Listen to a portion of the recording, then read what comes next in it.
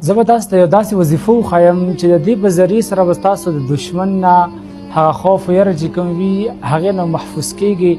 یا یو ښځه ده هغه چې د خپله انګور ډېر زیات تنګوي، دغه وظیفه چې کوي نو د هغه ښځې نه د هغه خواښې نه دغه انګور محفوظ وي. یا یو ښځه د خپل خاوند ډېر زیات تنګوي نو دغه خاوند به دغه ښځه چې دی د دغه وظیفې په ذریعې سره ډېره محفوظ وي.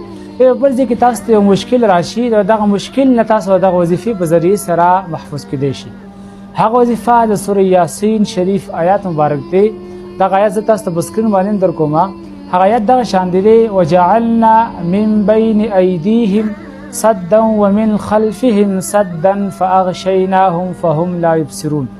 څوک چې دغه وظیفه په وخت یره کې یا یو ځای دی په هغه ځای کې تا پولیس را ایساری او تاسو سره شناختی کارت نشته یا چې دې څه بله مسله ده خو ان لیګل نه لیګل څه مسله تا ته راپېښه